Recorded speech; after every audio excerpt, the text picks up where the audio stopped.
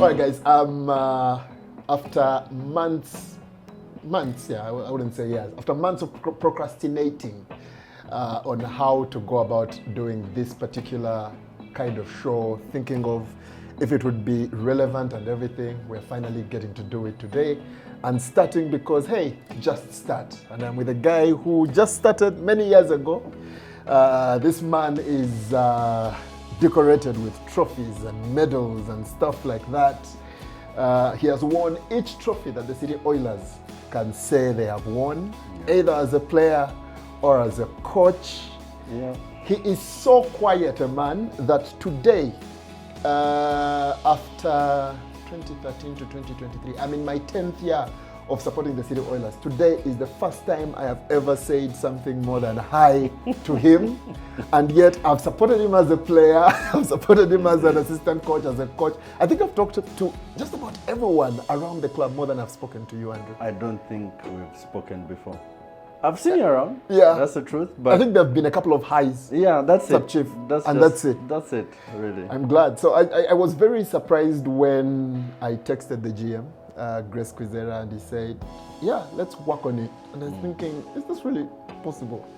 And then he texted me back and he said, yeah, he's okay with it. Let's set up, let me know when you're ready. I'll let him know. And here we are. Yeah. So Coach Andrew Tendo, I've called you that in my reportings and all of that for the longest time.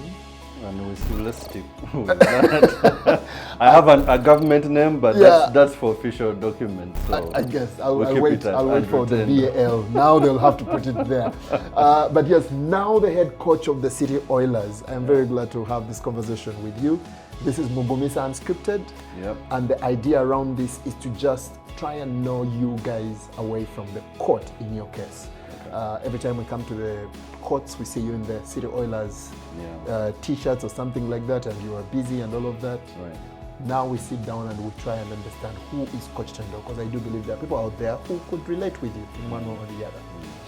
So with that background, we're going to be starting off with the point of your early days. My early days. Andrew Tendo, not Coach, Andrew Tendo. But of course, with basketball. Right. How does this journey get to begin for you? Let's say I started playing the game from my S1. Ironically, I was taught by Stephen Omonye's cousin. And of course, I didn't know that at some point we shall be teammates, but yes. So this was in my S1. My first coach at the time was unenviable, who is currently the chairman of the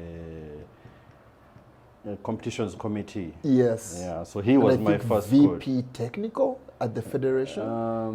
VP technical could be somebody. No, but he has a position within the EXCOM. Yeah. The federation EXCOM. Okay. Yeah. So he was my first coach. He is the one who put the foundations down. Are we comfortable with the year? I'm not good with years. Should have been maybe 96. Should have been my O-level, around about there. All right. Yeah. So that is basketball. What inspires you? Why do you choose basketball? Many times we've spoken to sports people, and sometimes it was football and this and that. Then I chose one sport. So why basketball? Was it the only one, anyways? No. I was into lawn tennis. Oh. But my dad played basketball. I'm really not conversant with the level at which he reached, but his generation is the Chatis of this world. And there was basketballs in the house when we were kids. Yeah. We used to use them to play football, but maybe maybe that's where the inspiration came from. Yeah. So the school I went to in high school was predominantly football. And I was not really a football guy. Then there was netball, of which Wood is known for, football and netball. So the in-between there was a rusty old basketball court, and hey, that's why you end up playing, and somehow you're good and you stay in it. All right, many times this conversation the conversations like this end up at the challenges? I would imagine, first of all, your challenges were hard toes because you were kicking a basketball a lot. As a kid, yes. Yes. But when you started the game, was it clear for you that this is the thing, I'll keep doing it and all of that, or are there some challenges that made it a bit hard? Honestly, first of all, it was just after school activity for me, really. Let's go sweat, play. I'll beat you this evening. That time between after class and your evening prep, really, you'd rather go sweat but you get better and people start telling you you're good at this, and eventually you start believing the hype. And it's the hype that I want to talk about, because maybe for those of us that are basketball fans and are not going to the schools games and all of that, we are seeing these kids at the league level and all of that. I'm going to go to the school level for you. First, it is just after class activity. Then I would imagine at some point you become good at it and the kids are starting to point at you and all of that. That's correct. At what point do you start becoming good at it and start thinking, maybe I could just do this long term? The funny story. So I learned in my S1, a few basics here and there, and then we go for holiday. And now in holiday, I had my childhood friend called Eddie. Used to stay across. They happened to have, they had built like a wooden structure with a hoop. And being neighborhood kids on the village there, they're like, I'm going to visit Eddie. One-on-one starts, then maybe his neighbor comes, and it just becomes a regular thing. So when I come back to school, because all this time you are who you are, you are playing at a certain level, you do not know that by continuously playing you're getting better. So it was a no-no for a lower. Lower was S3 and below. Yes. To be part of the school team. School team had senior 5, senior 6 guys. So I come back, this is now S2, and we're just playing inter-house. And the captain sees me playing. He says, young kid, come. Nice. So at that point, I'm the youngest on the school team. And naturally, being in S2 and you're on the school team, that gives you some pips in school, right? You get some few favors here. This is the Kafun 3 who's on the school team. You get some few favors here, you start taking advantage of the system, and you're like, okay, if I stay in this, okay. And that's how it starts. That's on one side. On the other side, I happened to see this player, Michael Jordan. And it seemed like he had everything in check. Up till now, I'm still a Jordan fan. So there's no conversation about LeBron being the greatest of all time? Okay. Later, let's continue. That's controversial for most, but I'll give you my answer. Okay, yes. So yes, and I was a fan of Jordan, and even the friends I used to play with who were fans of Jordan. So it's like a group thing, and that like push the whole train in that direction. Okay. All right, so now you get to make it. How do you survive the spell that many sportsmen fail, at least when they're starting out? And that is this part where you say, I am good. Captain has called me on to train with the school team. Now I am on there. I'm the S3 kid on the school team. I want to imagine that you get carried away at some point, learn from it and get back, or didn't you get carried away at all? Did you stay focused and all of that? What helped you through that phase? I will not lie, I did get carried away. Only naturally, I have to say. Every teenager wants to be famous at some point. So, natural process. You go enjoy yourself, get the accolades, the fame, and all that. I think it gets a little more serious when I join Falcons. Then, of course, Legendary basketball club in Uganda. yes, of course, there's a humbling experience there. Just like how when you come from P7, you're the big dog in primary school. Then you get to S1, Nyongo. you're back. You know? Yes. So high school star, exactly. basketball. Yes. Get to Falcons. And who were the legends at the club at that time? When at you that got in? time, we have Omedo, we have Steve Omonyi, we have Oberu David, Bernard Mofutu, a couple of guys. Quite a number of names that Wilson Kaliebala, just to name a few. Number of names that for us who are the new crop Yes. per se of basketball fans might not have an idea who these people are. But I imagine I would be big shocked stars. if you actually had an idea. No, I don't. I have no idea, man. But yeah, so you're speaking of big names. I am the high school star, but now I am a kid. Yeah. I am the high school star that starts games. Now I have to work hard to start a game. There's working hard, but there's no guarantee of starting a game, number one. Number two, there's even, at the time, there's no guarantee of even wearing The jersey. Yes. Oh, so there's a chance that you're going to be training with the team during the week. Yeah. And on game day, you're one there of the clapping. fans. You're on stats of how many claps per quarter or per half. And if you don't do that well enough, someone has an issue with you. Maybe not, but at the time, your only goal there is, let me get to wear the jersey. Play or not, I just want to wear the jersey. That's it. Wow. And how do you survive that then? Okay, I came in at a peculiar time. At that time, Blue Jackets, Power, Rhino, and maybe Makere, or shortly after that, were the top basketball clubs. So there was a break in Blue Jackets, management disputes and everything, and that's how Falcons is born. So I come in at the time Falcons is in its young stage, and I come in with two other guys who were like three guys that were rookies, and I'm not the only rookie, so we are facing the challenges together.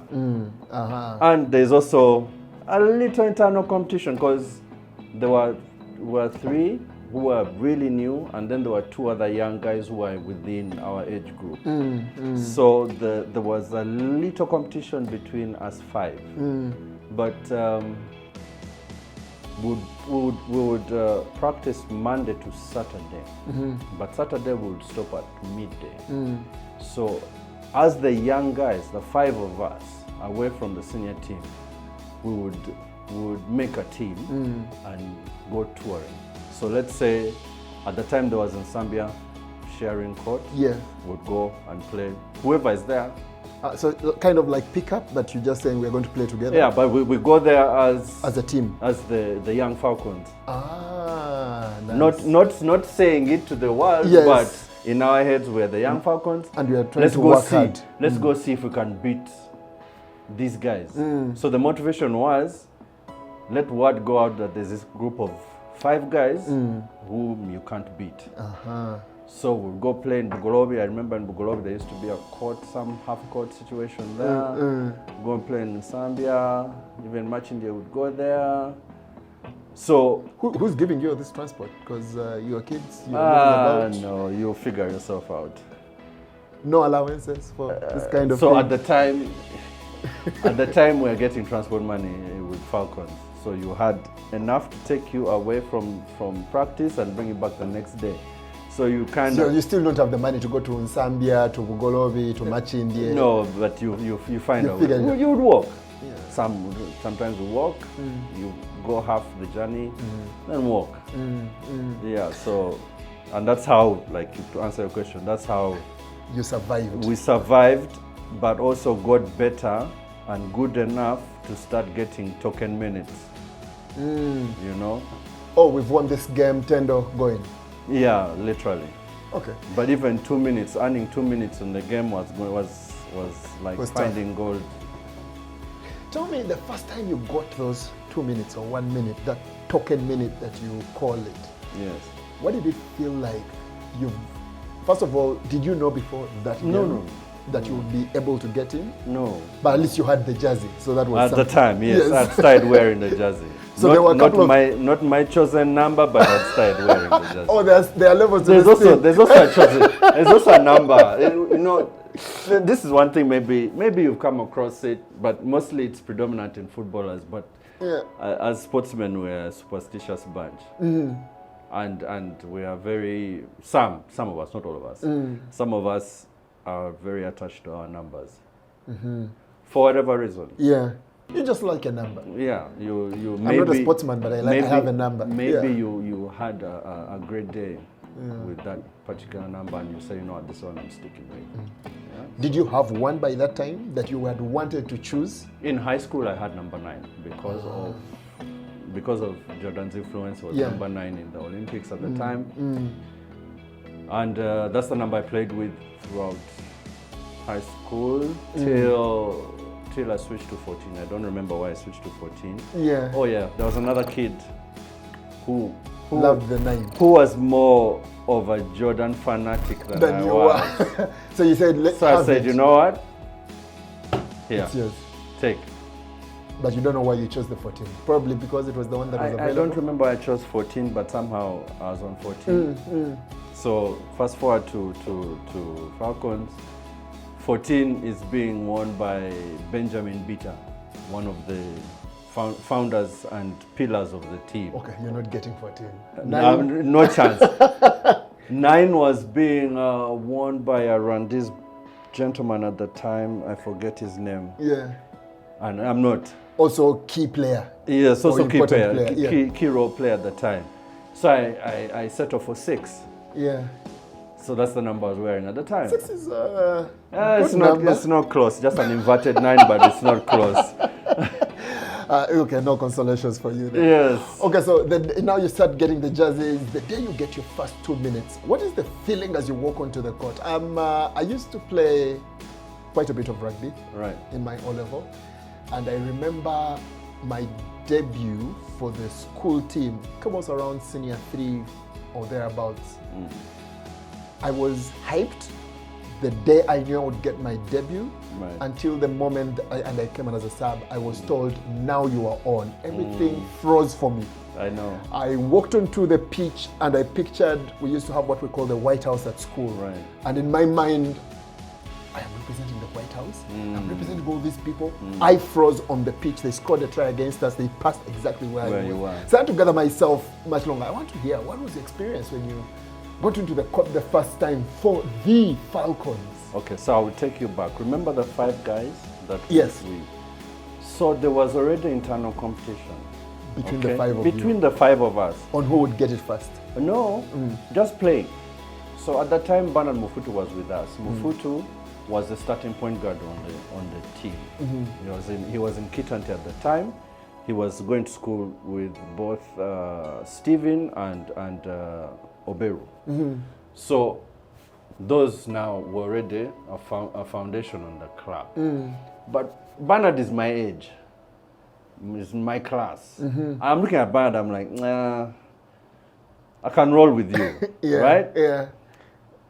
Then the 3 kids we came with, so we are playing together. Now we know what our strengths and weaknesses are. But privately, you're thinking, I can play better than so and so. Yeah. So there's a player by the name of Gidudu Idi and Robert Mafabi. So those are the guys that were playing in my position. So I'd look and in practice when you're playing, you're schooling these guys and you're like, coach, man, see me. Yeah. Right? Yeah. So, and they were getting minutes. Robert and Edie were getting minutes, right? Token or? Fairly okay minutes, despite being my age bracket. So, on this random day, I don't even remember whom we are playing, I get to play. I'm not even thinking about it. All I'm thinking is that I need to outplay the other two. You had the right motivation. Right? Yeah.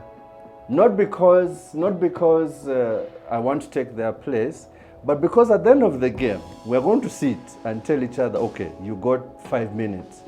Okay, how many rebounds? How many points? You know, and then of course the one who didn't have the good results would be labeled the bum. Yeah. Like, you know, and you don't want to be the bum, right? Yeah. So here we are. They call me out, say, look, go. I go, I play. I had a good game. Okay, a good few minutes. Yeah. And I think I impressed my coach at the time. And I started getting some minutes. Some minutes. Nice. Still, of course, there were the senior guys, and we're the young kids on the block. So, understandably, the minutes will not be as many as, you know, the main guys. True. Oh, man. Things about sport, nothing happens by luck. No. You see someone here today, it's not that they just woke up and they just walked in and they were trusted with a role and stuff like that. They've gone through quite a bit, the experience. I'll give you a funny story. So this is me in senior six vacation. At the time I'd been playing for Sky Jammers in the tournament. I don't know if you remember, there was a tournament, a Rhino tournament at the end in December. It always been December. So I used to play for Sky Jammers as their point guard. So Norman Blick was my teammate, of course a couple of other guys. So they would come from Jinja, call me on home phone. Remember those days there were the fixed lines at home. Tell me, look bro, we have a game, come. So I'll come and I'll play. But now in that particular tournament, we used to play in the junior category. So we did play a couple of good games, especially now we played against the Rhino Junior at the time, which had Mandy Juruni, Albert Achiko, Richard Achiko, forget another guy's name, but all in my age bracket, right? And we play and beat them. But I had a very good game that time. And the coach of Falcons at the time, this was a gentleman from the Kavoha family, Ronnie, sees me. So he sees me, but we do not talk, no interaction, nothing. And in this time, I'm in vacation, so I don't have anything I'm doing. So I talk to my dad, he writes for me a letter, sends me to one of his friends at pool court. This would have been now Blue Jackets. I got pool court, I don't meet anyone. So I'm shy, you're seeing all these big people, these big boys, so you don't talk to anyone, I just walk. So somebody directs me to where Rhino used to practice. So I go there, and the first person I meet was Mandy Juruni.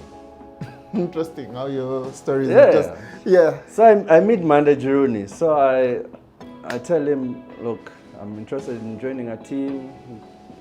So Mandy looks at me up and down and says, will you manage? This is one of the best players, I guess, within your age. Bracket. And now he's been part of the junior, the Rhino Junior program for a minute. So of course, he's a bit ahead of the game. So he tells me, I don't know if you manage, because at the time Rhino was the most organized, one of the dominating clubs at the time.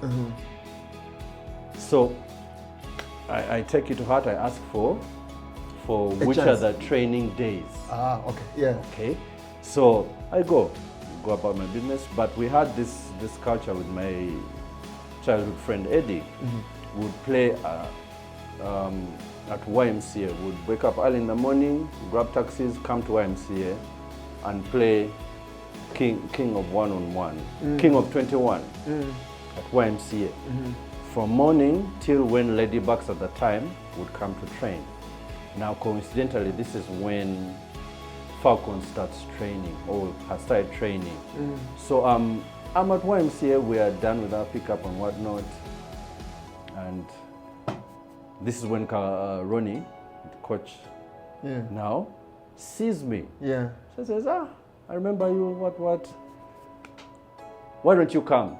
Uh-huh. The opportunity is Now coming. remember what Manda told me. Will you manage? Will you manage? Yeah. So Ronnie is telling me, Come. you come. So their training session started on Monday, so I go on Monday. The senior players have an inside bet on how long You'll I'll last. stay. So we fast forward. Let's fast forward now. Yeah. Let's fast forward.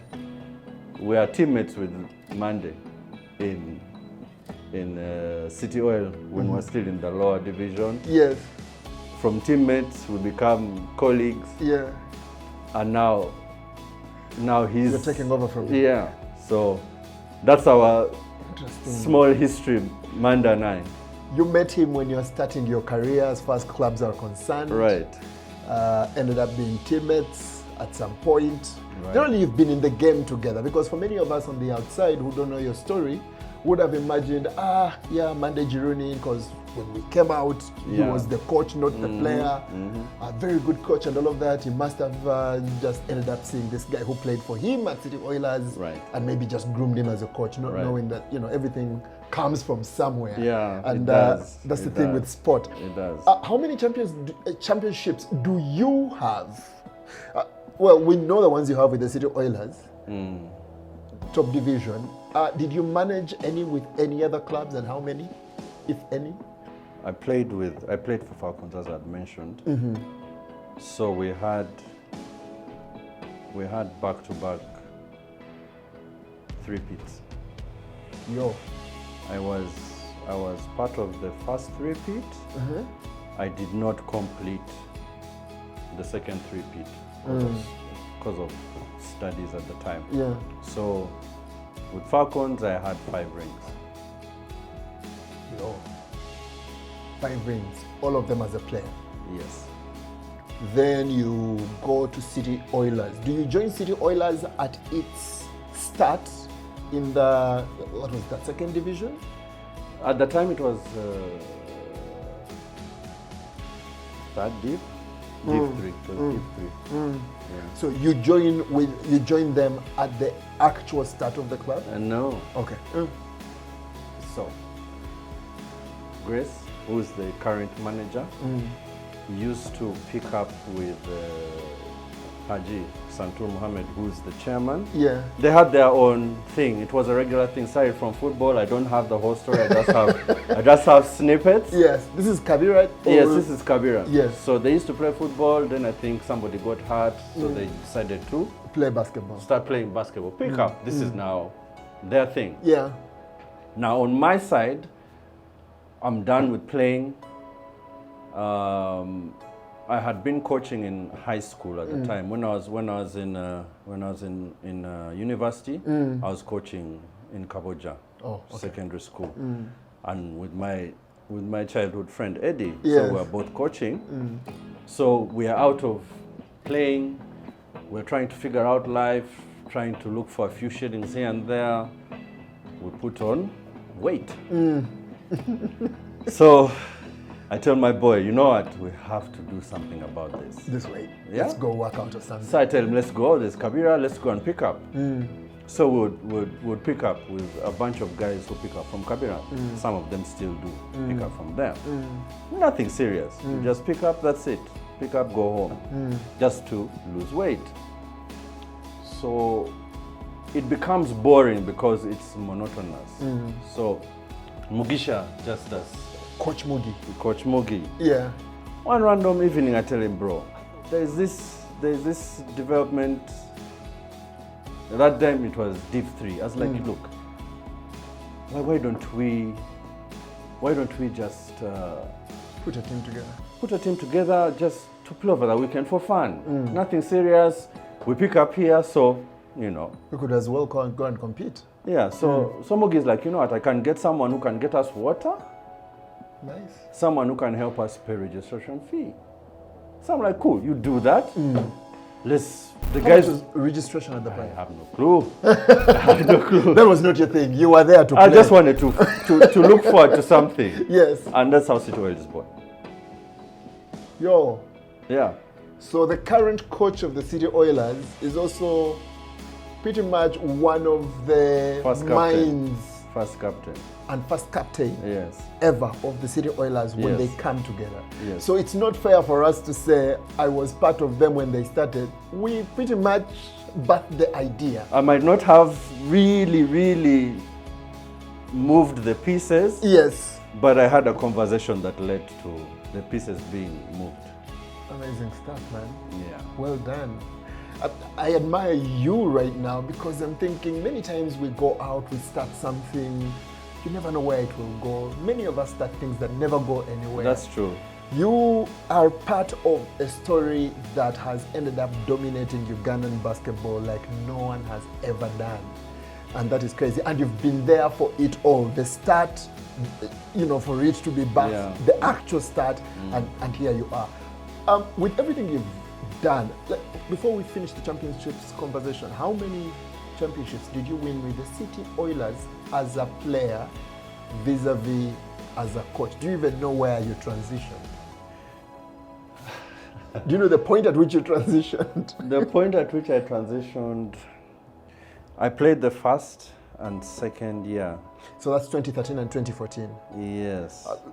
Did you win any championships in Div 3, Div 2 coming up? We lost in the championship game in Div 3, but we won the Div 2 championship that led us to NBL at the time. So Div 1 is the NBL? Yes, Div 1 is the NBL. Yes, okay. So I played 3 seasons in the NBL, what we call NBL now. Yes. So you won 2013, 2014, and 2015 yes. as a player. Yes. I was hanging out with Aru, now the acting Secretary General Yes. of the South Sudan Basketball Federation. It's just amazing. We are not in touch, but we were close. Yeah. Even when we meet, the love is still there. Yeah. It's amazing what you guys are up to, man. Because now Aru comes in, he's doing his masters, and Aru was his style of play was not the conventional style. Right? Aru had the role of sort of being an enforcer on our team. Yeah. And I'm watching him. So of course now, I told you earlier on I was coaching prior. So I'm watching Aru, and he's paired with Kami at the time. Yes. Now, of course, Kami is our go-to guy. He's on with the points. Yes. Jim is also running the show. Yeah. And I noticed that every time Aru played, Kami would have a good game. Every time Aru did not really play, Kami would have a torrid game. He would score, but there would be tough points. Yes, yes. So, of course, naturally, not many people would see this. So I sit Aru down one time and tell him, look, bro, you get fouled a lot because of the way you play. Mr. Foul out as well. Yeah, but yes. You get fouled a lot, but your level of talent is not Kami level. But you can still be almost close to productivity with Kami. Why? Because you get to the line a lot. So we start working out together. There's a court there, VCC, within the church. I used to pick, right? yes, I used to pick up from there with the Rhino kids. So I tell him, you come, let's work out. And all I was looking for was to improve his free throw percentage. And it did improve. And I'll tell you, some of the matchups that we had in those championship runs, a big portion of it was because of what Aru was doing, like the cleanup jobs, the dirty jobs, Yes, you know, right? Yes. naturally, those are not glorified as compared to someone dropping 30 or dunking, crossing running over. breaks, crossing over. Yeah. But there's always a group of people who do the dirty work. Yes. Yeah. And Aru was one of those. And you see, the thing about Aru, we're now talking about Aru, but yes, it's part of your story. Yeah. The thing about Aru is, first and foremost, how I ended up supporting the City Oilers. I always knew about local basketball. By then, I was working with UBC, and we had a sports and music channel. I think it's still a sports and music channel, Magic 100, which every Friday night, these guys would pick up allowances and, not allowances, airtime really, to come and commentate basketball on the phone. And I was thinking, what's basketball? All I knew about basketball was the NBA. And I got heartbroken and I didn't want to go back to my house that day.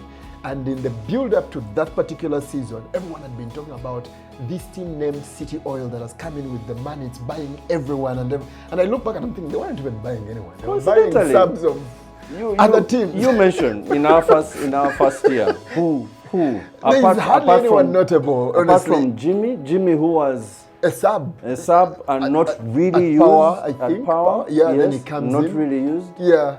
The only person who really spent money on was Kami, who came from Rwanda at the time. Yeah. So anyways, the buzz is about this new team and everything. And suddenly I don't want to go back to my Kazigo because you want to, when you're heartbroken, you don't want to be alone. Yeah, true. So I ended up at Lugogo Indo. I think it was the season opener. City Oilers up against the UCU Cannons. Yeah. Now I can say we because I came in and I said, if I'm going to choose a team, I'm not going to look for a team that everyone has been supporting and all of that. I could as well start with this one. If we fail, we fail. With Cannons or City Oil? With City Oil. Oil. Okay. We lead that game by like 20 points, 18 points. And I don't know, maybe you will change it with you, but I think we have quite a number of games where we lead games comfortably and then lose them. But that was the first one I watched. We led it by, I think, 18 points. And I thought it was done. Sudi Ulanga became Sudi Ulanga in that game, and we lost it. Yeah. But within that first season, why that story comes up is that there were moments that Aru just took charge of games. And he would just go through, we look like we are being beaten and everything. He comes up with a dunk, and there's that celebration he has, the whole stadium goes, Aru! And all of that. It was beautiful moments. Yeah, very interesting character. Yeah. But I remember you now getting into the City Oilers team. Of course, Henry Mulisa, I remember that. And a couple of people that I don't remember names of, but were in there. If you show me a picture, I can give them to you. That would be something. Even Rodney Mukula was there. Yes. We had Adam. We had Adam Kakuru, I think, in our second year. Yeah, three-point assassin. Three-point assassin. Still shoots up to now. Oh yeah, amazing. In there, of course, now your assistant coach comes in. I think second season. Ben comes in. Second or third season? Third season, I think. Third season in the NBL. Second, I think. I'm not sure. Anyways. So this all came from the championships you've won. So you have 8 championships as a player. 3 with the City Oilers. Yes. Okay, we could add 1 of the Div 2. It was the championship. Yeah. So 4 with the City Oilers, 5 with the Falcons. That's 9 championships as a player. Then we get to the coaching ones. Do you become an assistant coach immediately after your stint as the champion player in the first 3 seasons with the City Oilers? So interestingly now, because of the dynamics of the team, I'm now older and the team needs to go a certain direction. So I was now starting to think, what to do next. I still love the game. I still want to be involved. So at the time, UPDF was coming up. So Baker Mandy, who's the chairman, who's the coach of UPDF, approaches Haji. Actually calls me first, says, how about coming to help me coach UPDF as an assistant coach? He had an idea you were retiring as a player. We used to pick up together. So he knew. He was also part of City Oil in the lower division. Oh yeah. Yes. Didn't know that. Yeah. Okay. So I tell him, you know what, you need to run that by who? Haji. before I can give you an answer. I'm cool with it, but run it by Haji. Let's see how that goes. So he does so. I get a phone call from Haji. I go meet him in his office, tells him, look, UPDF is interested in you, but there's this position here. At the Oilers? Yes. As an assistant coach. I'm like, it's a no-brainer. Because you're still going to go as an assistant coach at UPDF. Yeah, why not stay? You might as well learn here. Yes. Not learn, but just get the opportunity. You were already a coach anyway. I'd already been part of it. It's just that it wasn't really a serious thing for me. Like, picture this, I'm in university, I want to make an extra money here and there. So coaching is the gig I can get some extra cash from. Pretty much that's what coaching was to me then. So at this point, coaching for me is to still have a connection to the game. But I wasn't really, dying to be out there or whatnot. Nah, I was like, to be fair, you still are not dying to be out there because I look at how hard it is to get you. I can be in the background and I'm okay with it. Yes. Yeah. So that's how that starts. So it started immediately, pretty much. Yeah. So you've not missed any championship for this team. No. So that means if they have 9 and you won 3 as a player, that means you won 6 as a coach, as an assistant coach. Yes. Oh, one of the most decorated coaches and players in this country. My exiting boss is the most decorated. One of, still. But this is quite something. Anyways, now let's look at you. You become assistant coach. I want to ask about a certain dynamic here, and that is the dynamic of every time we in the media are reporting these stories, every time the fans are speaking of these stories, you are not spoken of. And you said, yes, I am okay with the background and everything. But don't you reflect sometimes and feel like everyone is saying Mandy Juruni is the best coach in this country and all of that, but there is a bunch of us, Coach Mugi, yourself, some of the senior players that also contribute to the ideas. I've been to a couple of training sessions and I hear the senior players, the Jimmy and Abus and whoever's, who are actually, they're also training, but when a younger player does something, he's holding the ball and saying, no, you can't do that, you're doing this. So it's a whole team effort and everything. Yes. Yet when we come to report on these stories, you're saying, Mandy Juruni is the best coach in the land. How does the dynamic work among you guys that are part of his team that are not getting that credit? I'll speak for myself. I don't know about the other guys.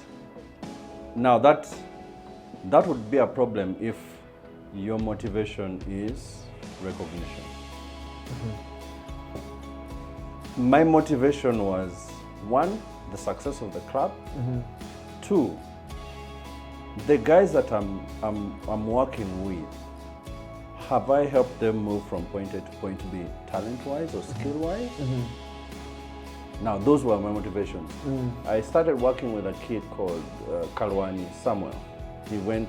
Samuel, I think, is one of you guys' biggest success stories, at least in the early years. Yeah. Because I think he came from, well, we could say zero.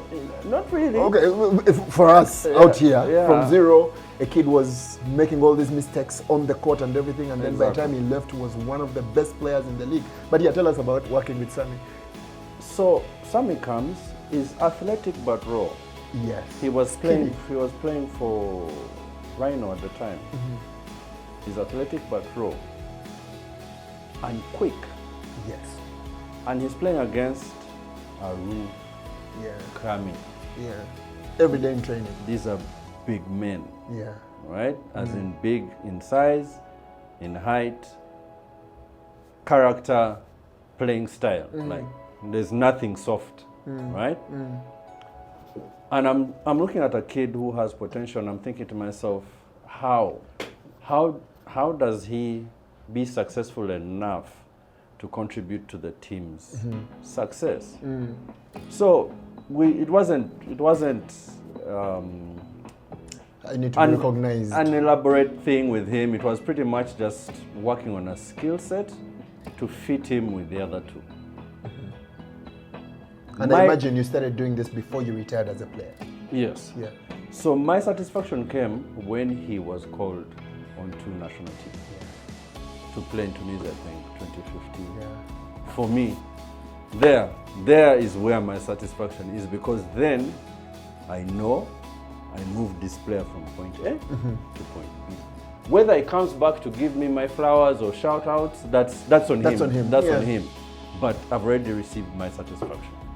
So that's how it you works. deal with it. Yeah, that's how it works for me. Amazing, amazing. And now you take over a job Yeah. that is quite something. Because It is. Everybody's There is- waiting. there is a man who's been in that chair for 9 years, and every time he has had an opportunity, because COVID came through and there are seasons that were not completed, you want to think it also robbed you guys of your championships in there. Some other people also feel the same in their corners. So, yeah. And fair enough, because Yeah. it was never played, so we don't know for sure. But yeah. now, Andrew Tendo, when he coached, it was high school, at least what we knew. And a bit, I helped a bit with Falcons, at least maybe 1 season. Yeah. Yeah, that's it. So that is what we know. Has been an assistant coach. But in fact, before we talk about what the future holds, I don't know how many people would have predicted that. Maybe so many others did. But the moment I saw the update that Monday was going to Rwanda, I knew you were next. And that was not because I believed in you or we had conversations and stuff like that, but because I had realized I've not been coming to many games lately. Well, work and all of that, but I've also been watching a lot of it on TV. But a couple of times I came to the court, I realized that there were games where Monday sat at the end of the court, I mean, of the bench, and you were just the guy. And I know with basketball, the person who is leading is the one who is allowed to stand next to the line or something like that. I don't know what rule that is. Okay, the rule is when you're registered as the Yeah. coach on the start sheet at the table, you're the only one allowed to stand. Okay. But of course, for discipline matters, not all of you should stand. Yes. Yes. But yeah, I would realize that there were games whereby you were fully in charge, and maybe he was there as an observer. From where I sat, that's what it looked like. And when that was announced, I thought you were the guy who was next in line. So before we talk about the challenge ahead and everything, how prepared have you been? Has it been systematic within the system and everything? Was there a year where Grace or Haji or the other Haji or anyone within the leadership of the club came through and said, Tendo, you'll be the next in line whenever we think this person will leave? Was that a statement that was ever used?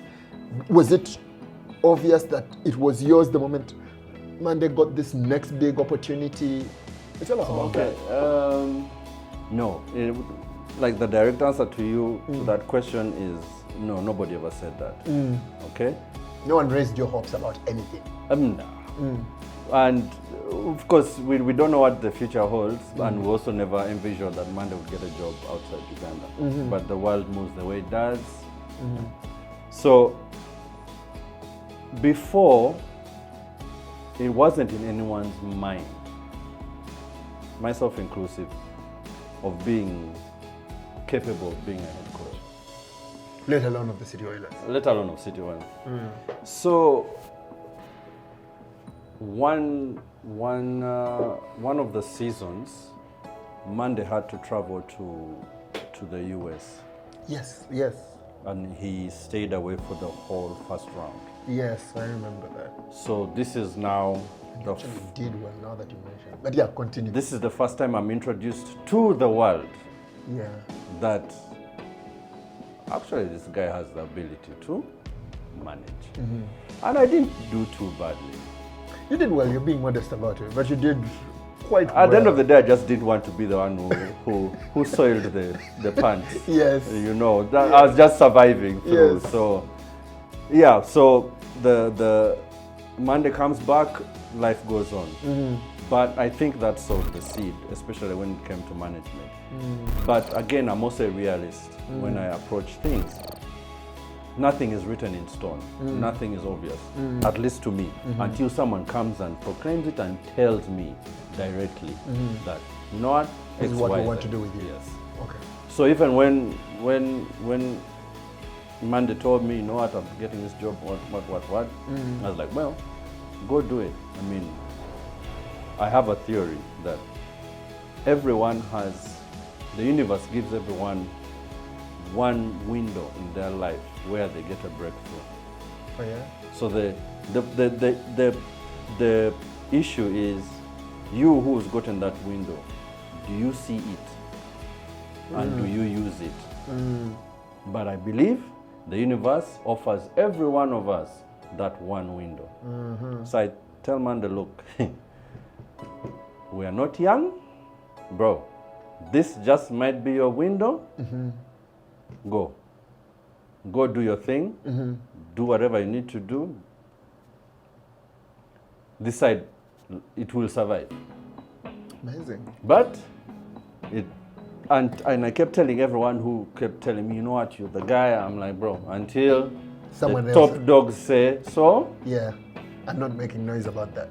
I'm ready to work with whatever whoever comes through. or whoever. Yeah. There were a couple of shouts about some of the other top coaches in the league and all of that. Nick Natereza, from the fans, from the people that were commentating on the outside and all of that. And for good reason, anyway. Yeah, for very good reason. Yeah, They've the done top quite the coaches job. where they were. Yeah. Where they are. Yeah. So how does it feel then? Because again, you recognize they're big coaches. They have earned their names and all of that. Then management walks in and they tell you, you were the guy. Tell us about that moment when they tell you. How do you feel about it? To be honest, it's not an easy task to take on, because from my perspective, the gentleman I'm replacing has been very successful. Yeah. Okay, Most successful Ugandan coach yes, ever. and those are damn big shoes to fill, man. Let's be honest. Yes. Okay. Yes. So that was in my thought process as all of this is unfolding. I'm like, man, it's a big job coming up. Like, fasten your seatbelt and get on with it. Like, start preparing mentally. You know, whatever you need to do, start putting it in place. Okay. I want to that moment. That very moment? Is it a phone call? Are you at home? Are you at office? Are you just invited to Haji or Grace? Or I was whoever's invited to office. So yeah, tell me about that moment. How is that day starting and how do you end up getting the news? It was an ordinary day. First of all, we were supposed to meet to have an exit interview. With Coach Mandy. With Coach Mandy and the management. This is when we just come back from South Africa, the qualifying section of BAL. And I couldn't make it. So they had the exit interview with Mandy, and so I get to know about the content of the meeting. And I was the topic. Okay.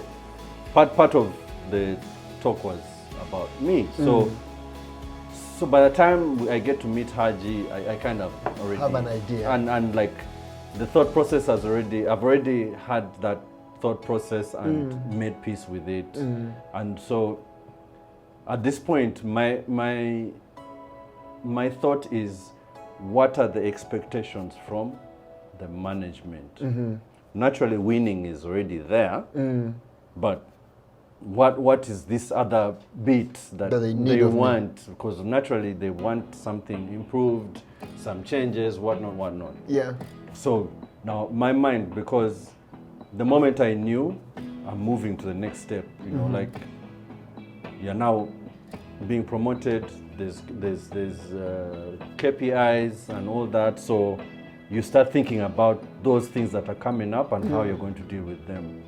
So as the Hajis are talking, I'm not even listening.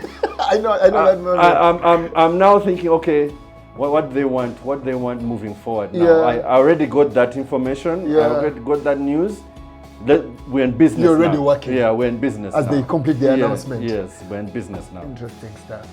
So I'm not going to be the only one that is asking you the questions today. So I have a couple of questions that have come in from the fans. Okay. I'll try to sample as many as possible. Right. One of those you've hinted on it, but there is a second part to it, so I will ask the question in full. Alan Namia, I have also seen her announced as one of the fans coordinators. She couldn't forgive me, but it's okay. She has a question. The one question I have for Tendo is, how did he feel after receiving the news of taking on Mandy Juruni's big shoes? You've partially answered that one, but I'm sure you can still craft a There was reply for anxiety. her. Like any natural human being, I was a bit anxious about it. Yeah. Yeah, but you know, as the days go, your mind settles to the fact. So yeah, by the time I get to talk to the Hajis, I've sort of settled to the fact. Okay. And the second part of our question is, and what do you think, or what does he think about his assistant, Koma, in terms of Koma as a coach? Ben Komakech. Yes, Ben. First of all, I need to give him his flowers. Ben is not the flashiest of players, but he's a vicious player. Like, he's one of those guys when you need something done, he's the one who's gonna get it done. And unfortunately, I think he's overlooked a lot because he does not have. I'll compare him to Aru. Yeah. He doesn't have Aru's character. Like you can't ignore Aru. But Ben. Aru is in the room. You realize he's in your face. But Ben can pass by and you don't know he passed. Yeah. But if you look critically, right now among the active players, you might find that Ben has the most rings. Possible. Of which, yeah, a couple of those rings, he was the main guy. He was the bus driver and not a passenger. Yeah. Oh, that's a very key conversation to rings. Yeah. Ben, I'll give you a story. Ben comes from knee surgery, his first knee surgery. Yes. Right? Yes. So he's not fully fit, but we're struggling against UCU. Ben comes in, I don't remember, but it wasn't long, it wasn't many minutes, it was just like a small stint in one quarter. On a limping leg, turns that game around, we win it, and because of winning that game, turns the series around. Was that one of the finals? Could have been a semi, but we're playing UCU. Yeah. Could have been a semi, could have been a final. I don't remember. One of the big UCU. Yeah, one of those series where things were really tight for us. Yes. I think I might remember it. Of course, when Ben is killing a team, it's 3-pointers. Yes. Yeah, but he's also thinking and even before that, it would be mid-ranges. Like, it was annoying to play against Ben because I would keep asking Henry at the time, how's that? Because that time he was still in power. I was like, how's that kid getting points? I mean, block him. Yeah. What's going on? Yeah. And he's literally carrying the power team. Yes. So, to your question, to Alan's question, first, I respect Ben as a player on the player's side. And I have watched him work because Ben has a young club down there in the lower divisions, I-Hoops. I have watched him work. And the fact that we are within the same, say, basketball culture, which is City Oil, and we've been exposed to the same principles over the time, I respect him as a coach as well, because I've seen his product from I-Hoops Academy, transition to the I-Hoops basketball team. Yes. And I've seen some of those kids the product of the academy, are playing in the team. And they're pretty good, talented kids. So some of these things, especially when it comes to sports, the work speaks for you. Yeah. Not Twitter, not newspapers, That's nothing. True. Not the interviews and all of that. Your work on the court. If you're putting in the work on the court, it's going to show somewhere. So to her question, I respect Ben on both counts. As a player as a and player, as a coach. As a coach. All right. Interesting that you have an assistant coach, because he's going to be assistant coach. Oh, he is. It's not like He he's going to is. be. You guys are already working. Yeah. So he's the assistant coach who is also a player on the court. Is that an advantage? Is that a disadvantage? How do you look at it? From whose perspective? From your perspective, From as my the man who perspective. needs his services as your assistant coach. Okay, it is going to be tough for him to manage Both. both. But again, from my side, I am going to need a brain that I respect. Okay? So, because then I don't have to teach. Because we already know what we want. We already know the playing style. We already know the culture. So there is continuity. So it's going to be challenging how we're going to work it out, because as an assistant coach, you want that person right next to you to see the things that you're not seeing and bring them to your attention. Yes. Right? Because So there's so many things going on during the game. Yeah. So if he's in the court, then maybe he's going to miss some of those. So if he's in the court, and of course now you have to understand it from his perspective, how is he going to approach the game? Because as a coach, you approach the game differently. As a player, you approach it differently. Yeah. So how are you going to marry the two? So it's his challenge, not for you. It is my challenge, because at the end of the day, you guys are going to judge me based on the results. Yeah. So I cannot step away from that dynamic there, Exactly. because it's still part of my results and success or everything. But that it can comes also along. be an advantage. Yes. I mean, because you don't have just a leader on the court, you have your assistant coach on the court. So Yes. when you go for the timeouts, the hurdles and everything, Right. you know that if he's on the court in that moment, he's also your ambassador on that That's particular true. one. That's true. I want to go to the next question, but I would love to understand. So, Coach Mugi and some of these other people that you've always worked with, Coach Mugi was, I want to believe, was your fellow assistant coach to Mandy. Yes. Does he retain that position as assistant coach? What is your coaching team like? He will retain. Okay. He will stay with me on the sideline. Of course, just now that the changes, Ben will be Joining. joining. Ben replaces you. Yes, As Ben remover. Yes, Okay. yes, yes, Amazing. yes. I don't know if it's a misconception, and if I state it as one, I might come off more as a City Oilers fan than a person who is asking an objective question. But I think the question came into my mind when you spoke about Ben crossing from Power to the City Oilers, where he had carried Power in a couple of championships that they managed to win themselves. How many players would you sit down, because you've been here throughout the City Oilers story, how many players would you sit down and say, when we signed this player, you've mentioned Kami, you've mentioned Ben, when we signed these players, they were stars, they were superstar signings for the club. How many, off the top of your head, who do you remember in that category? As a superstar signing? Yeah, as a superstar signing for the City Oilers. Maybe Steve. Steve and Yes, Ben could yes. have been Superstars, the yeah. only- Steve was another one. the only. Superstar I signing. could be wrong, but maybe Steve and Ben are the only certified stars that we Yeah. have. And I ask this because every time I am reading on the timeline and saying that Mane is killing the game, this guy is signing the best players in the league and all of that, and I look back as a fan, Oxy, please understand, as a fan, in the first years I hated seeing Oxy walking onto the court because those were errors, those were mess-ups. As a fan, yes. The beauty is that you've said as a fan. As a fan, yeah. I am going to tell you one thing Exactly. about Hawks. I would love, just a moment, as we come into this. Yes. I saw Tony Drileba, the beast that we have today on that court. I think joined the City Oilers. What was that from? Another club, but he had been playing. He was playing for.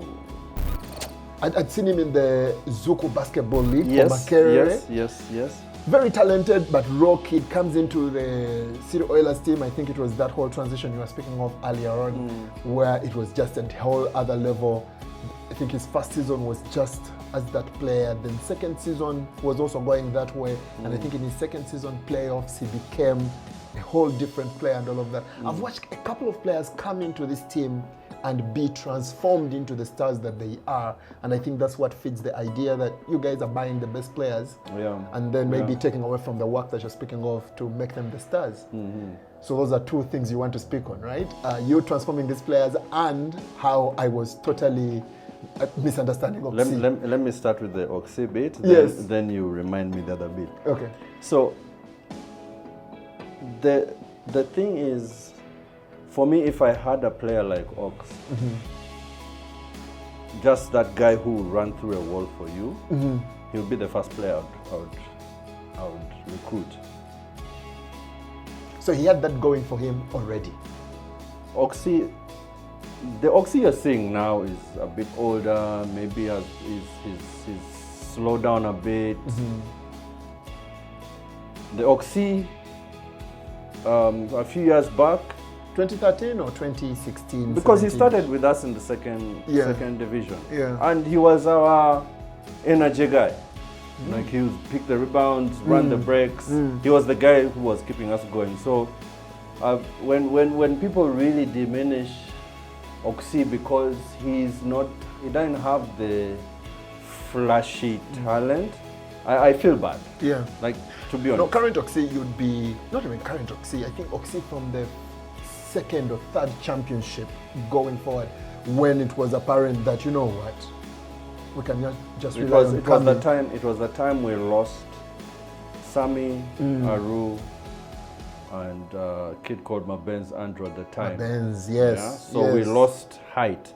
What was a challenge for Ox in those first 2 years, first 2-3 years, is that we had taller bigs than him. And he hadn't bulked up as he and has then remember, done.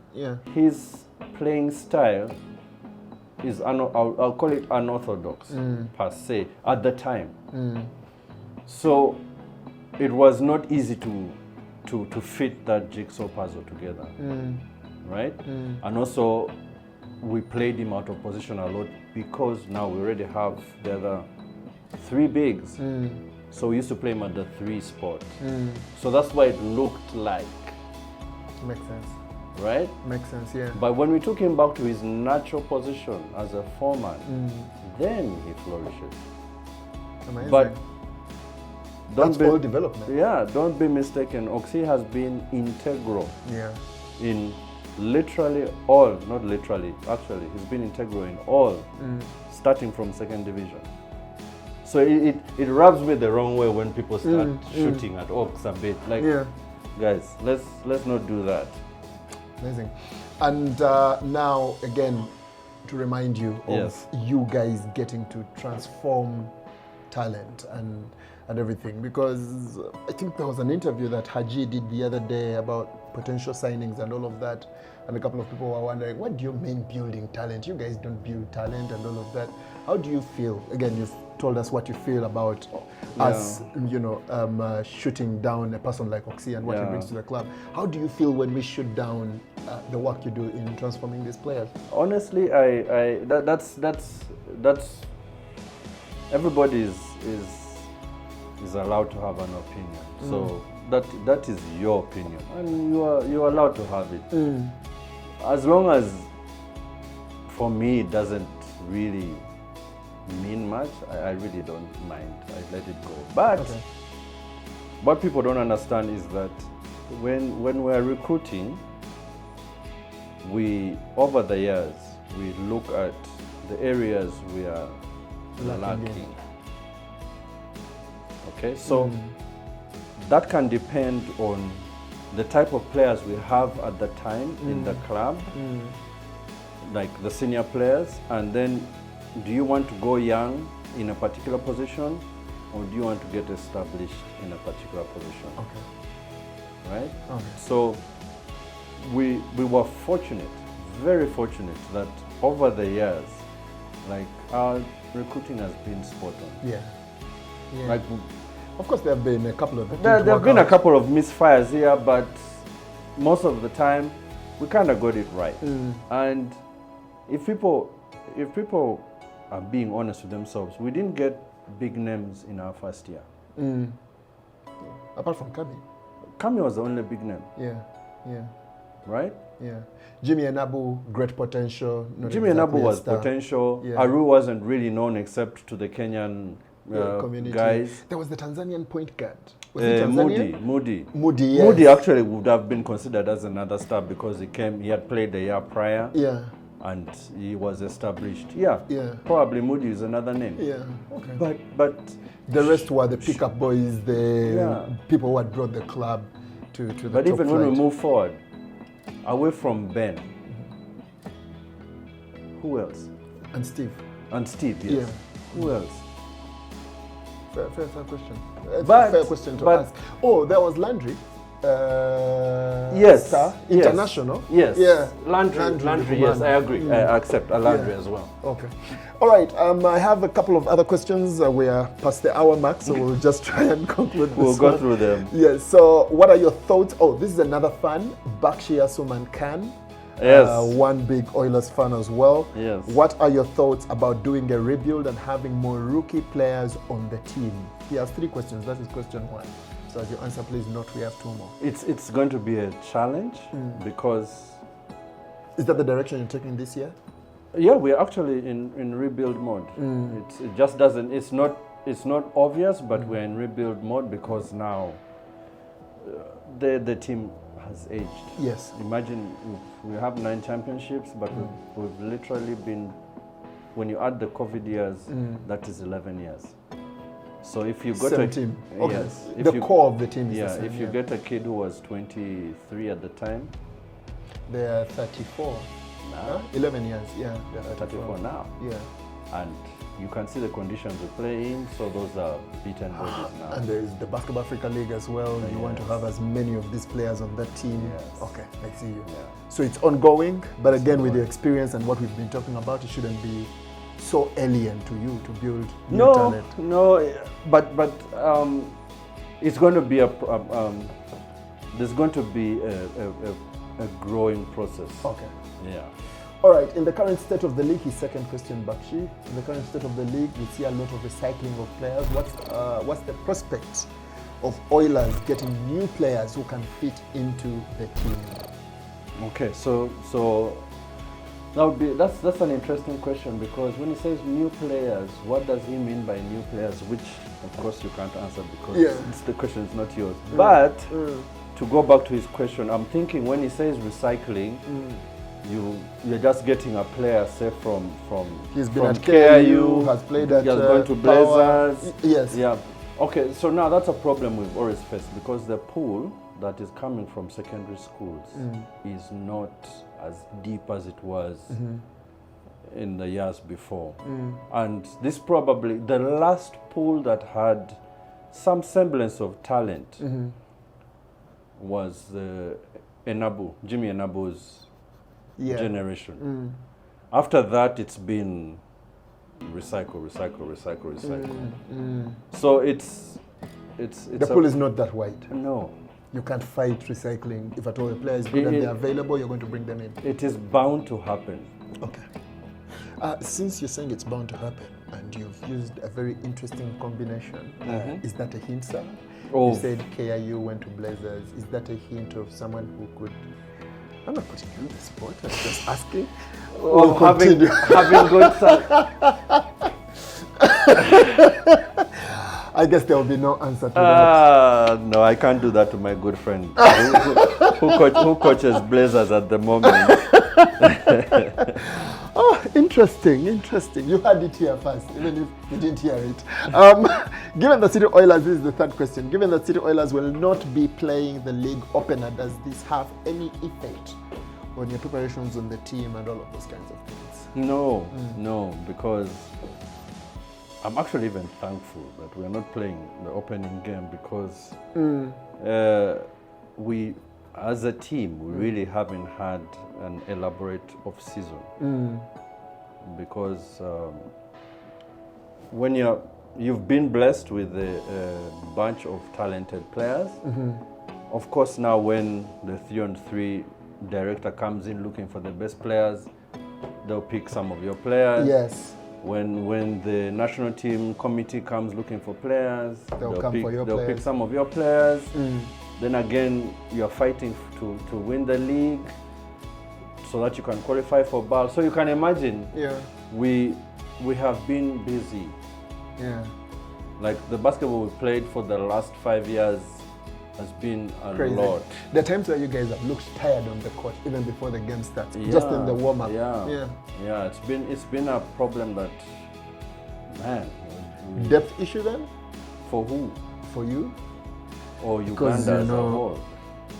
Okay. Because that's remember, a good angle to it. Remember, they are picking the best. So why are they all coming from one team? Or most of them coming from one team? So you're saying it's a depth thing then? Yeah, it's a depth for the country, nation. Not just for the Not city just Oilers. for Oilers. Very interesting angle to add to that. Yeah. Okay, I have two more questions. Someone named Ikop, or at Nico, I think, NI3_NI3CHO.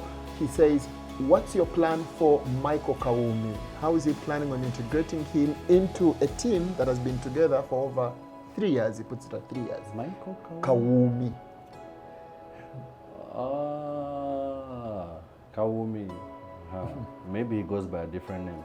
At the club. Yeah. All right. So we'll be looking at that. But I could answer. What was the question again? How are you planning on integrating him? Maybe we'll look at it as the younger players, because this is a question let's about look at it as how the are you younger looking players. at integrating them into a team that has been together for over 3 years. So again, there's always a process. If you remember what my history was like as a player, there's always a process. There's always a transition process. You come in as a rookie, get to learn the culture, get to learn the style of play, get to learn the plays.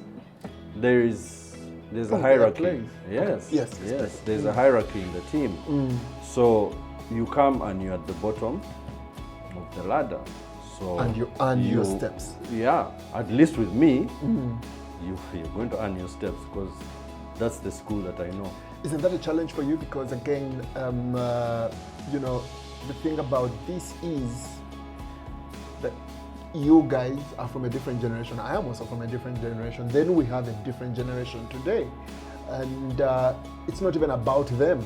They are just Gen Z sometimes. Sometimes if you're lucky, you'll find a millennial. The hype, the demands, the opinionated and all of that. So one of your biggest challenges is going to be, I am from this generation, managing players that are largely of this generation. This is how I learned. This is how I know things work. There is a way these people prefer to work.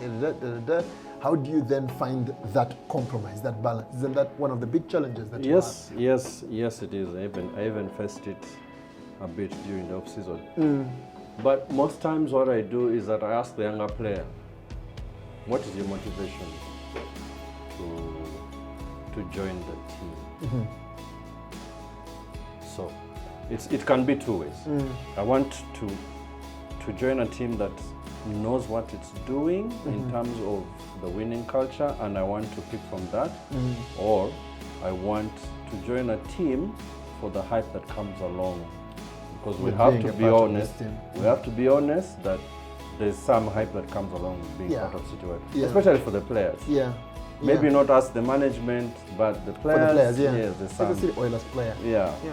So for me, the way you answer that question, and I will not ask the way I've asked it. I've not asked directly, but the way you answer that question kind of gives me an insight on your thought process.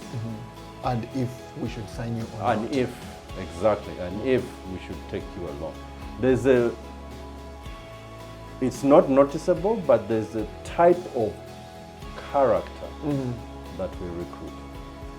I don't know if it's by design or it's something we stumbled upon, but we've stuck with that. It's interesting because they have not told me that. But you've noticed it. When I've had casual conversations about a flying kid in the league, and I've mentioned them to one of maybe the leaders or even the captains at sometimes and all of that, I'm like, that guy would do well for us. They've mentioned and they're like, no, that's not who we are. He wouldn't fit in here. So yeah, I hear you There's when you say that. there's an unwritten formula that we kind of follow When you're signing a when player. we're trying to look at a certain player. So that's why players will be stars in the league, and you think the transfer window has opened, that guy is definitely going to the Oilers, and they'll bring someone who's not even one we thought would be going to Actually, the Oilers. let me, for now, let me split it around and let me spin it around and ask you a question. Okay. Yeah. So, when you watch the rest of the league play Yeah. and you watch City Oil play, Yeah. do you notice a difference? I am biased, so yes. But Jump out of the bias side. Okay, yeah. Winning or losing, I'm Yes. talking about the style of play. yes, there's a style of play. There is a whole lot of Leave all of those the play things. calling. Leave Yeah, the play calling. yeah. Just how we play. Yeah, I think there's a difference. As the team. There's a difference. You There's can a see there is something working here. There is patterns. There is a team. There is some sort of brotherhood. There is Drileba calling out a fellow teammate, and they are not exactly fighting, but Yeah. it is okay. Sour. There is Discipline there. yes. I think I see something. Yes. So yes, again, when we are looking at the player, yes, you're a star in your team. You're scoring, but you're scoring in that system. Within the system. That system, because Not- you remember what you said. You see, there's a difference between the way we play. Yeah. So every time I'm looking at a player, I'm always wondering how he fits in our. Does that come back to, there is once I was speaking, but it was a football conversation, and they were saying that, you see, sometimes players get it wrong. They think that when scouts come to watch them, they're looking for how they're controlling the ball and all of that. But the person was telling me that we are also looking at when the referee flashes a yellow card at the player, how does he react? And if a player makes a mistake, how does this one react? Who is the teammate and all of that? Does that go into that? Are you looking out at how they react among their teammates and all of that on the court? Is that also what you're saying you're Yes, looking out for before so- you sign them? So what you've mentioned is whether a player is coachable, which is something you said when you're talking with your football crowd. Is a player coachable, right? Is he willing to take instructions? Because coaches are different, we give instructions differently. How is he when I sub him? How does he, what's the body language? I can be disappointed, right, in the sub, but I'm the noisiest cheerleader on the bench. Then, So you're saying I am allowed to throw around a bottle, but when I No, get to the bench, no, okay. no. You're allowed to express your disappointment as a human being. Yes. Coach, why are you subbing me, man? I was Yeah, on fire. you might mention, and the coach will tell you, you know what, X, Y, Z. Yes. But for me, the important thing is, are you supporting the next guy Who's on the court? who's For us. now playing and good things that you said for us? Yes. Who's now playing for us? Okay. Amazing. Our final question is coming in from the Michael Clement at MC Namawa, who is asking, how would you describe your coaching philosophy and style? I think you've pretty much hinted on it, but if you can answer him, it would be very nice. Your coaching philosophy and style. My philosophy is I like a hard-working team. Okay. And So more hardware than software. not necessarily. Yeah. I can have a mix of the two, but I'm not averse to hardware, as long as you understand how to apply it. Okay. Yeah? Yeah. And I've come to understand the most talented players are the most times, not all the time, most times are the laziest. Yes. Yes. My philosophy as a coach is that I like hard workers, and I like people who are more inclined to defense. The offense will always take care of itself. Should City Oilers fans worry that we're going to be a defensive side? And we've always been a defensive side. It's just that the beautiful side of the game is when the threes are dropping. Jim is running that beautiful fast break. There's a crossover by Fayed, the step back. That's the side the average fan loves to see. That's the side that makes the news. But your primary interest is on how many less baskets are we letting in. Thank you. I'm not Brazil. I'll go to football. I'm a Brazil fan. Yeah. Whose philosophy is that I'm going to, whoever scores the most is the winner. Yes. I love watching it because as a fan I'm watching it. But you can imagine the hell it does for the coach. True. What if we consider the next one? Yeah. So you want to take care of your defense first? Yes. The offense takes care of itself. It will take care of itself eventually, because basketball is about confidence. If I stop you 3 times, you're losing your confidence. You're starting to doubt your ability. And as you doubt your ability, I can see it as your opponent. I can see it. And my confidence is going up. Okay. Even if I'm missing shots, but I'm stopping you, so I'm confident that I'm actually doing something positive in the game. Okay. And that confidence eventually leads to more positive results as the game goes on. That's my philosophy. Interesting. So, the questions are done, but there's something you said there that I want to ask now. And that is, we've always been a defensive side, quoting you on that. Now my question goes, because I think as a City Oilers fan, I could count on my fingers, and I'm really pushing it, how many times we've scored more than 100 points against the team, even when it looks like we are able to. Off the top of my head, I probably remember it thrice or 4 times or 5 times max. Okay. Is this an unwritten rule for the Oilers that we never embarrass our opposition? Is this because we are a defensive side or anything? Okay. Because I think there are so many teams. I think we should be able to score more than 100 points, again, by Ugandan standards, at least 10 times a season. Sure. And yet, we hardly ever do it. How would you explain that as a person who's been with the club for so long? It's not an unwritten rule. Yeah. But as a coach, remember you have young players on the team, right? Yes. So you're 20 points up. Yeah. You want to take out your starters, start resting them, right? So you put in the tail enders of the team, probably most likely the younger players, the guys who've just joined and whatnot, to give them runs, right? So sometimes that can affect the flow of the game. That's one side to look at it. The other side, this is now from a personal experience. We were unable, this is when I just come back from Germany, from the institute, the sports institute. I'd been away for about 6 months. And Coach Monday was stuck at work. The players that we usually bring to bolster the local crew could make it. Some of the guys on the City Oil team were also unwell and unavailable. But here we are. We have to go as a national team to play in Angola, so that we do not get banned or fined. And I've just come back. I'm still trying to figure out, setting up. You've been away for 6 months from your country. You're trying to make sure some things are in place. So I get a phone call from Haji telling me, look, we need you to go and step in. Tomorrow, you're traveling. I don't know who's on the team. I don't know. So long ago, is it? Yeah. Okay. Yeah. I don't know who's on the team. I don't know who's available. So I'm like, okay, since I have nothing I'm doing right now, why don't I go?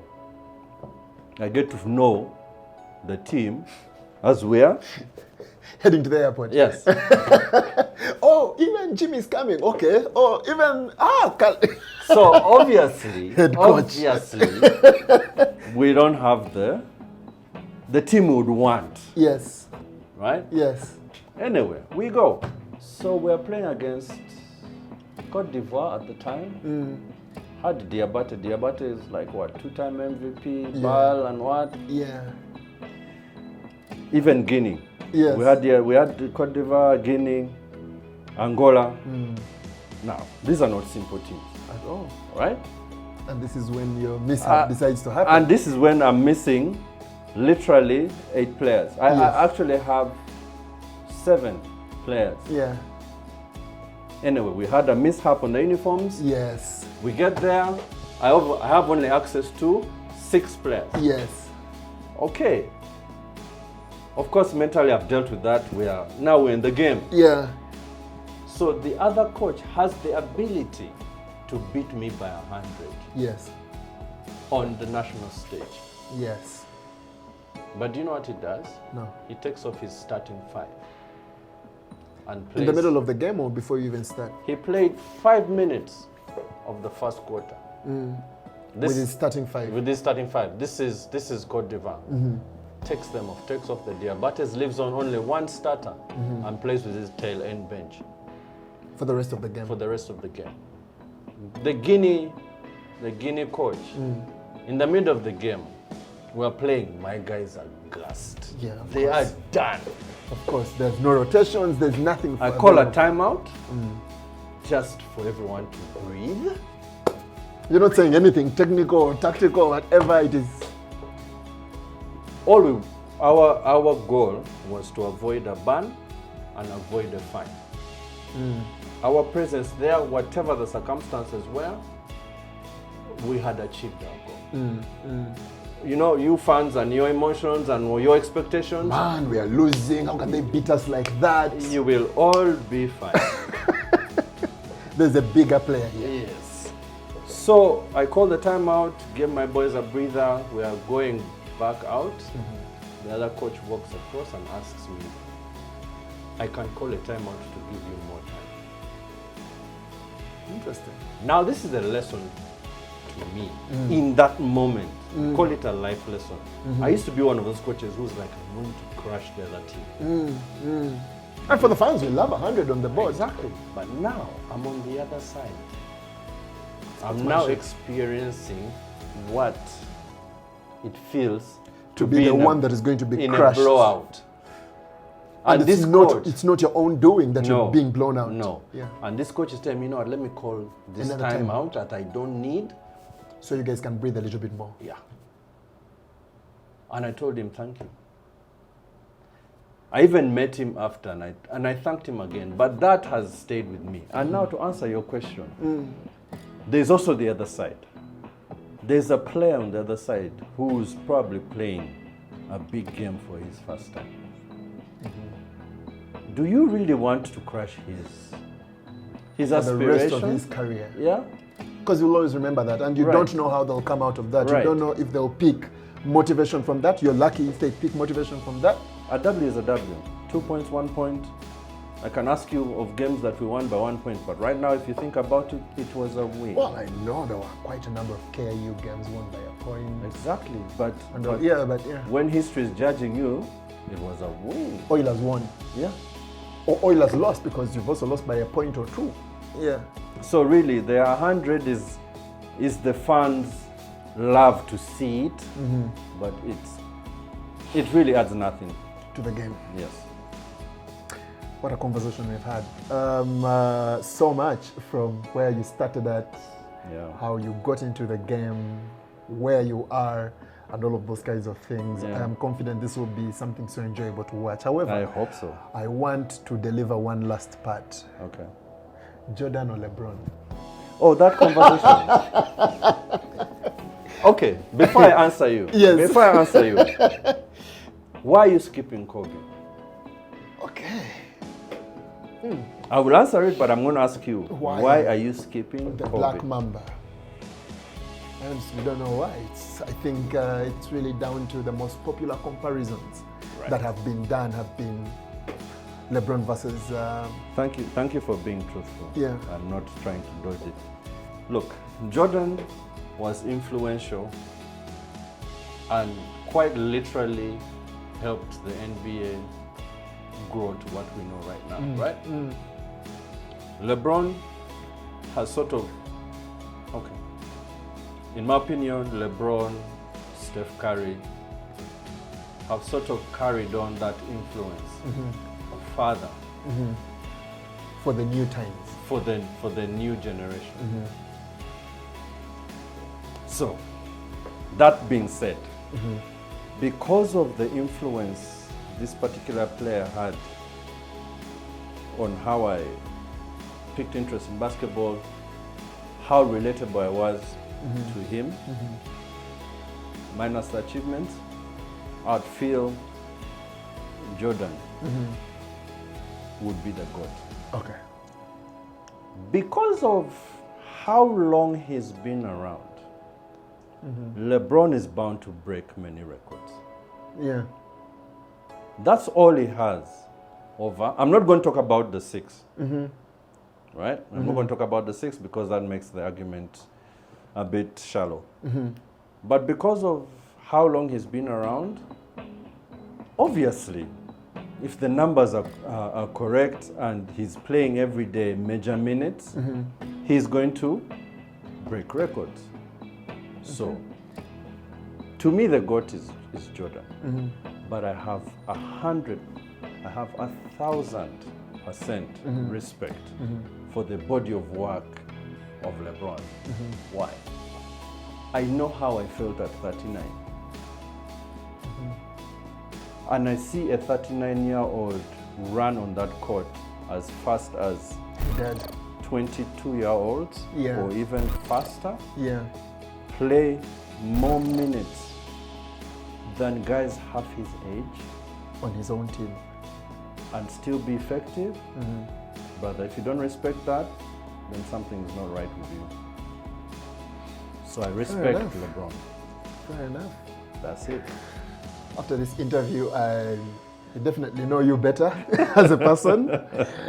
And I have confidence that you will manage this. This is now my analysis. Again, when I said that I trusted you would be the man who would take over the job, it was really because you had been within the system. I didn't think you were in the system as much as I've learned today, but you'd been within the system and I'd seen what I thought was a deliberate effort by management and all of you guys to put you at the forefront and everything, which wasn't exactly that. Now, from this conversation, you've been an Alawi, so to speak. Who is in your squad now. You've been a Fayed. Because where I say you've been a Fayed is Fayed come through junior NBA, chooses to go to UC when he did. There were so many clubs that wanted him and all of that. Chooses to go to UCU, comes out of it, he comes and joins the City Oilers. Seems unfazed, gets in there, starts playing and does what he does and all of that. And for me, you've been a Fayed because, hey, you are the senior 3 who broke into a school team at a point where no one could have. So I feel like you've been in the positions of each of these players, even for a Jimmy who's joining a City Oilers so he can start. You will not believe I actually did coach Jimmy when he was in Kaboja. Oh yes, Kaboja SS, when you were coaching the school. And he was the baby there in that team. He was the Alawi in that team. Interesting. So you've worked with all these kids, you've made them better before, and of course if Jimmy has worked with you at Kaboja and is still working with you right now, he's probably one of your biggest disciples to everyone else who is much younger like the rest of us. I would hope even so. Even younger than us. I would hope so. To tell them, guys, this guy, he might not be Mandy Juruni, but he has his body of work and all of that. So I don't know, but it feels like you have a good platform to perform. The results are a different thing because they depend on so much else. So many things, yes. But I think based on what the management could control, what you can control, I think it's a very good choice actually. So as a fan representing the rest, we are trusting you as well. Yeah, but and wishing you the very best. Thank you. And before you close off, I'd like to the management is not appreciated enough for what they do. Yeah. There's a lot that happens behind the scenes. The scenes that the average fan gets to see the end result, but there's a lot of challenges the management faces, and maybe they're not given their flowers enough or shout outs. Like for me, maybe this will be a start.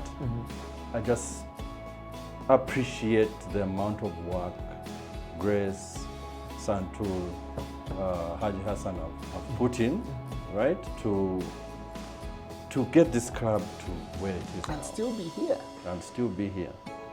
Because we've seen clubs buy heavy, try to compete with you, and Right. go bust the next exact season. Yeah. We are having headlines right now in the Jaguars. Women's National Basketball League. Yeah. The people they released, was it yesterday or the other Jaguars, day? yeah. The Yeah, Jaguars. yeah.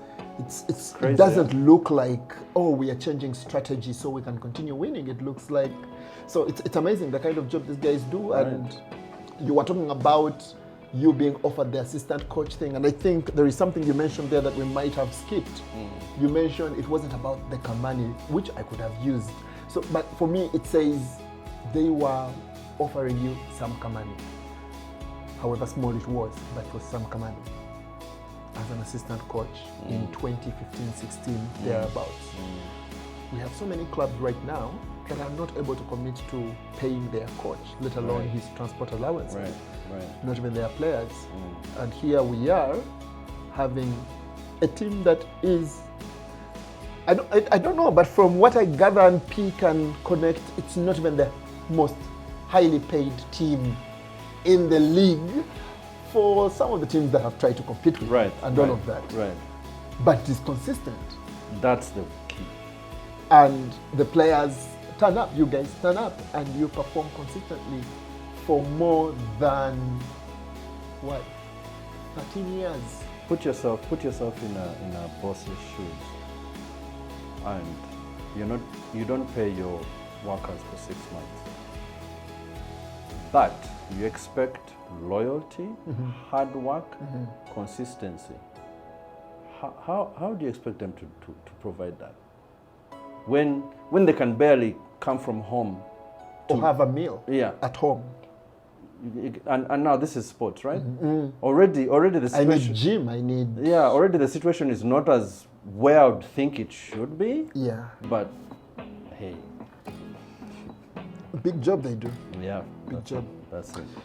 Coach Andrew Tendo, thank you so much for the more than 1 hour you've gotten to Thank you give for us having today. me. I'm glad you did this. I hope you will do more of them now that you've opened the door. Let's see. Now that I know you, since you said you know me now, All right. now that I know you, Yes. just maybe when you call me, I'll say yes. Just maybe. Just maybe. All Or right. at least I'll be softer to you. Yes. Yeah. I'll be glad for that. Ladies and gentlemen, Andrew Tendo, new head coach of the City Oilers. His journey starts sometime after the 26th of January, because 26th January 2024, if all goes to plan, is when the National Basketball League starts. Yeah. They will not be playing on the opening weekend, but I'm sure the work is already on. And Yeah. we'll be looking back to this interview many years later and saying, this is what he said before he took on the job. How do we compare that? Right. But for you, Andrew, I'm also glad that there is more something that people can go to the internet and say, okay, this is how I get to know more about Andrew Tendo and what he's all about, and not just the wins and the losses and Yeah. the comments in the media. Yeah. Asante sana. Thank you. All right, for those of you that are left out there, please like this video. I usually want to even beg. Because when you like this video, then it will be shown to more people. The YouTube algorithm will take it to more people. So Yeah. many people will hear his story and some of the other content that we do. Subscribe to the channel and yes, turn on the notification bell so you don't miss out on the content that we get to do together. Until the next time, here's more Ugandan stories of these sports personalities that do these great things that entertain us will be told on this segment of this channel. Goodbye.